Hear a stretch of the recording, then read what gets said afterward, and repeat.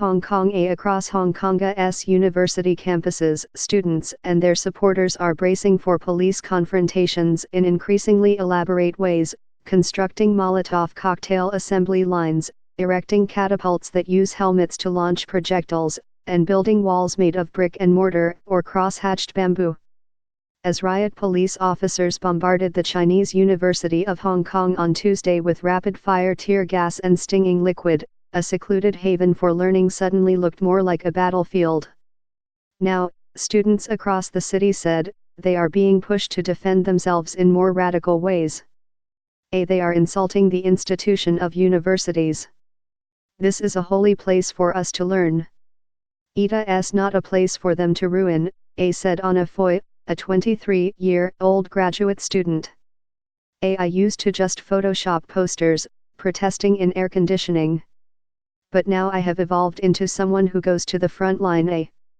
After 5 months of unrest, tensions rose in the past week, first after the death of a student demonstrator who fell from a parking garage, and then after the police shooting of an unarmed protester.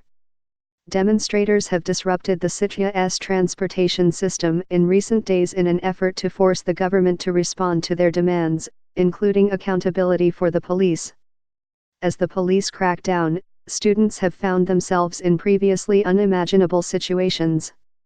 I didn't think I would be mixing these chemicals with my own hands, but I am here to learn, said Jacqueline Kwok, a 19-year-old student at the Hong Kong Polytechnic University, or PolyU, surrounded by plastic funnels, rolled towels and glass bottles.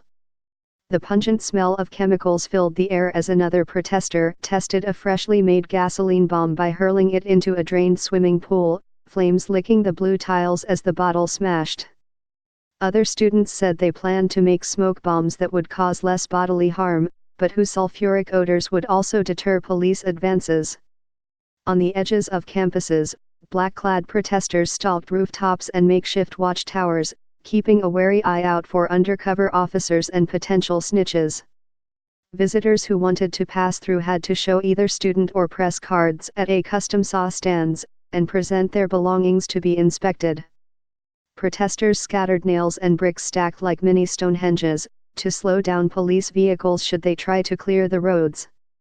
And small groups roamed with bows and arrows, a few even practicing with flames. Ken Chan, a 17-year-old high school student and archery hobbyist, said, I know this is really extreme and risky. I would consider shooting arrows as a final resort, if I could protect the people of Polytechnic University and to protect Hong Kongers. This is really extreme. University leaders said they were alarmed that violent clashes and preparations for future ones had reached campus grounds previously untouched during the months of unrest, and that large numbers of outside protesters were now occupying its buildings and fields. Our campus has been turned into a scene of disorder, PolyU said in a statement, urging students and staff members to stay away and pleading for the outside protesters to leave. Classes were being held online. At the Chinese University of Hong Kong on Friday night, protesters evacuated the campus after a van was set on fire and explosions were heard. John Tse, police chief superintendent, said on Wednesday that the force suspected that CUHK was being used as a weapon factory. He added that the use of tear gas, rubber bullets and beanbag rounds against students was justified on those grounds. Fearing a new incursion by the police, many supporters of the protesters, including alumni, flocked to the campuses, leaving bags of food and supplies. We are very worried about the students, so we wanted to come back and check on them, said Karen Chan, a 30-year-old social worker and graduate of PolyU.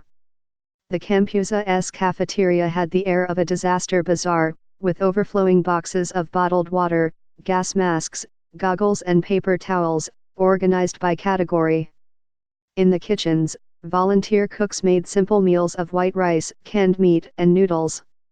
When it was quiet, I started making chicken egg sandwiches for protesters so that they can eat something yummy, not just ramen, said Ryan Fa, a 17-year-old volunteer medic.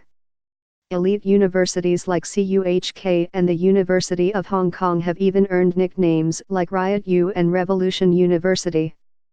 Coco Wong, a CUHK student, said the name Riot U reflected the a-wilder nature of her classmates. In Riot U, we have people with all sorts of knowledge and ability, she said. When our home turf is being invaded, we can only rush to the front and fight back.